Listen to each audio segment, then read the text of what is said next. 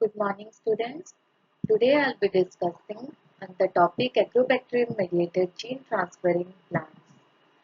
आज मैं आपको बताने वाली हूँ कि प्लांट्स में किस तरीके से हम जीन ट्रांसफर कर सकते हैं और प्लांट्स को कम्प्लीटली ट्रांसफॉर्म कर सकते हैं। जैसे कि इससे पहले मैं आप सबसे जानना चाहती हूँ कि प्लांट ट्रांसफॉर्मेशन होता क्या है और इसको हम क्यों करते हैं। प्लांट ट्रांसफॉर्मेशन एक ऐसा प्रोसेस है जिसमें हम किसी भी दूसरे ऑर्गेनिज्म या फिर किसी दूसरे प्लांट से डीएनए आइसोलेट करते हैं और उसी डीएनए को हम इंटीग्रेट करते हैं उसी प्लांट में जिस मतलब हमारा प्लांट ऑफ इंटरेस्ट जिसको हम बोलते हैं उसमें हम ट्रांसफर करते हैं। तो ये प्रोसेस को हम बोलते हैं प्लांट ट्रांसफॉर्मेशन। प्लांट ट्रांसफॉर्मेशन हम इसलिए करते हैं कि मान लीजिए हमको अगर कोई भी ट्रांसजेनिक प्लांट्स चाहिए जिसमें हम रेजिस्टेंस कैरेक्टरिस्टिक्स हमको चाहिए, जैसे कि हमें कोई भी पर्टिकुलर इंसेक्ट या फिर कोई भी पर्टिकुलर पेस्ट के अगेंस्ट अगर हमको रेजिस्टेंस प्रोवाइड करना है उस प्लांट में, तो हम इसलिए प्लांट ट्रांसफॉर्मेशन करते हैं। दूसरा रीजन क्या है, हम प्लांट्स में न्यूट्रिशनल क्वालिटी को एनहांस करना चाहते हैं, जिसकी वजह से हम प्लांट ट्रांसफॉर्मेशन टेक्नोलॉजी यूज करते हैं ताकि हमें ट्रांसजेनिक प्लांट्स मिले।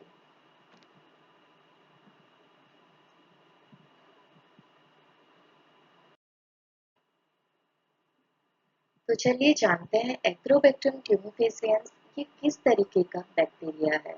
एग्रोबैक्टीरियम का दो स्पीसीज है, एक है ट्यूमिफेसियंस, दूसरा है राइजोजेंस। जो एग्रोबैक्टीरियम ट्यूमिफेसियंस है वो मेनली रिस्पॉन्सिबल है क्राउन गॉल फॉर्मेशन के लिए, और जो एग्रोबैक्टीरियम राइजोजेंस है वो रिस्पॉन्सिबल है हेयरी रूट डिजीज के लिए।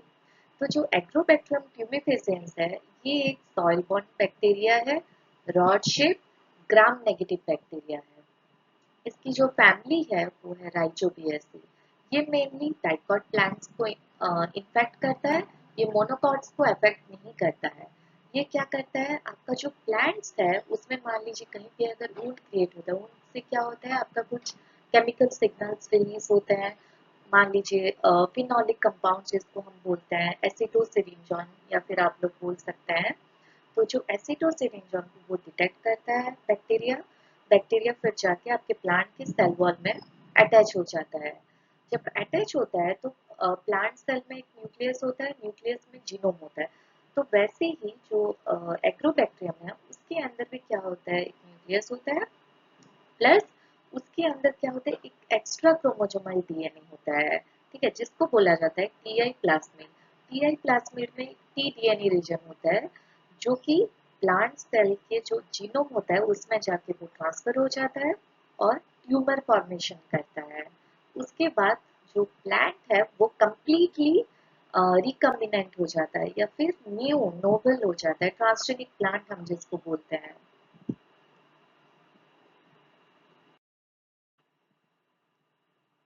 This figure depicts the image of Agrobacterium tumefaciens and crown gall disease.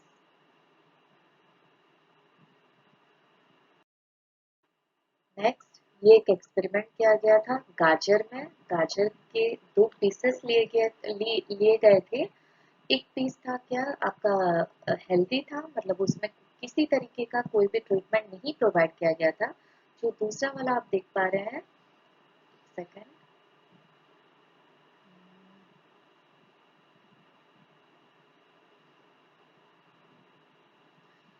ये जो ग्रीन ग्रीन कलर आपको दिखाई दे रहा है ये क्या है, गॉल फॉर्मेशन हुआ है। किसकी वजह से, एग्रोबैक्टीरियम ट्यूमिफेसिएंस के इन्फेक्शन की वजह से। मतलब जब हम इसको एग्रोबैक्टीरियम ट्यूमिफेसिएंस से इनोकुलेट किए गाजर को, तो वो क्या किया, गॉल्स फॉर्मेशन किया या फिर ट्यूमर इंड्यूस किया।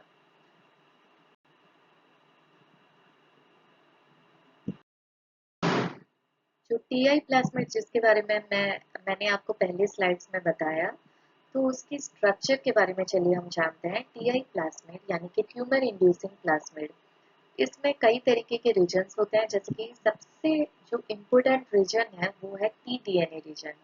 इसमें क्या होता है, एक लेफ्ट बॉर्डर होता है, एक राइट बॉर्डर होता है।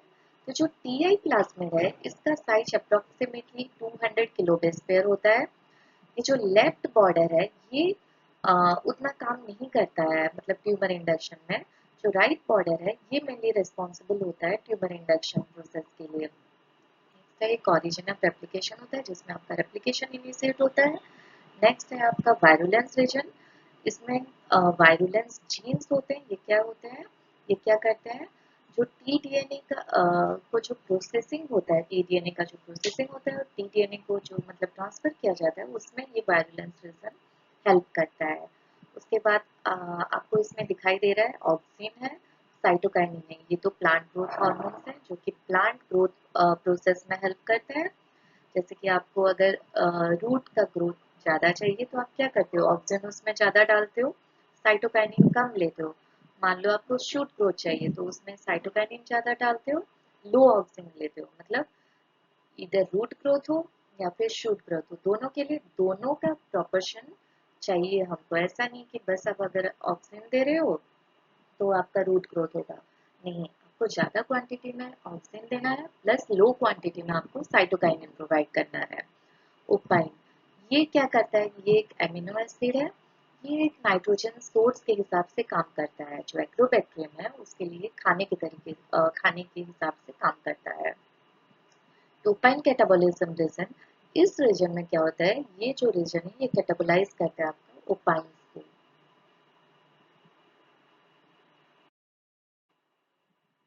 वही जो मैंने आपको बताया, TI plasmid approximate size is 200 kilobase pair. It exists as independent replicating circular DNA molecule within the agrobacterium cells. इसमें जो ओपाइन रीजन होते हैं इसके दो तरीके के स्ट्रेन्स होते हैं जिसको बोला जाता है ऑक्टोपाइन, दूसरा है नोपालिन। देन टी डीएनए रीजन, इसमें दो जीन्स होते हैं, ऑन्कोजेनिक और ओपाइन जीन्स। जैसे कि वायरुलेंस रीजन जो कि आपका टी डीएनए प्रोसेसिंग और ट्रांसफर में हेल्प करता है, उसमें 9 तरीके के वायरुलेंस जीन ओपेरेंस होते हैं। For example virulence A, virulence G, virulence B1, virulence C1, virulence D1, D2, D4 etcetera. Next है आपका ओपाइन कैटाबोलिज्म रीजन। इन रीजन के अलावा दूसरा रीजन क्या होता है, और एक ओरिजिन ऑफ रेप्लिकेशन।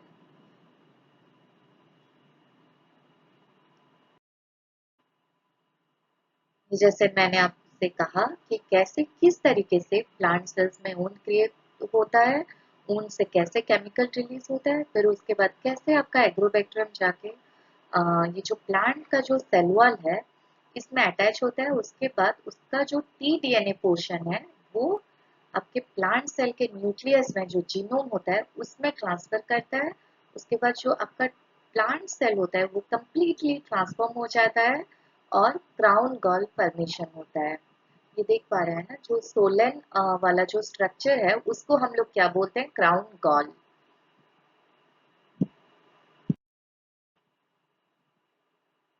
नेक्स्ट है आपका मैकेनिज्म ऑफ टीडीएनए ट्रांसफर।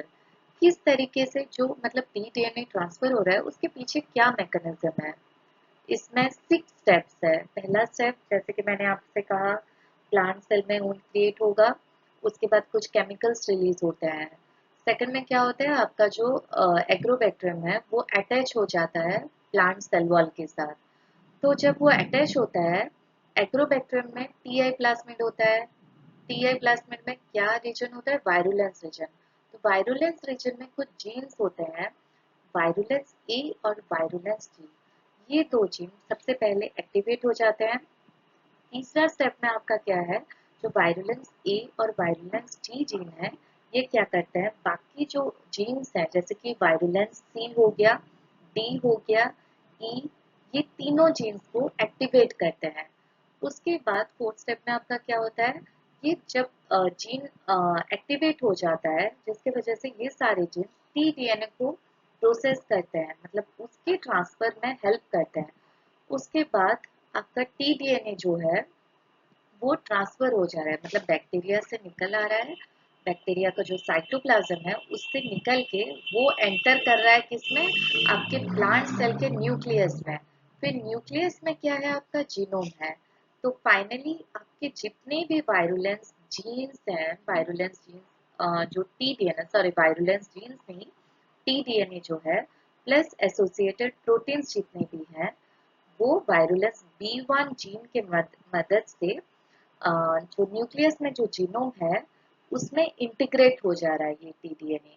इस तरीके से आपका ये प्लांट ट्रांसफॉर्मेशन प्रोसेस चल रहा है।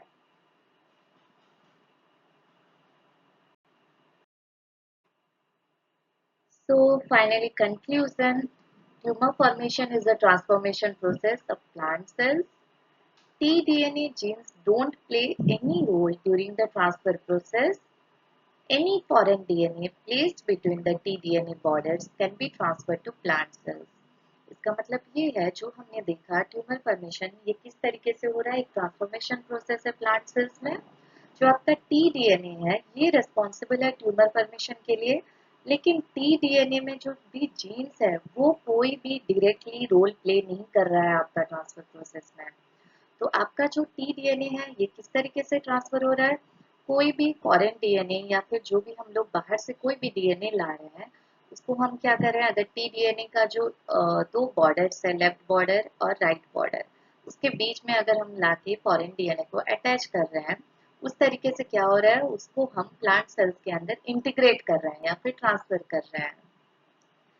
तो आशा करती हूँ कि आप सभी इस वीडियो को अच्छे से मतलब समझ पाए। अगर if you have any query you may ask in the comment box. That's all. Thank you. Have a nice day. Bye bye.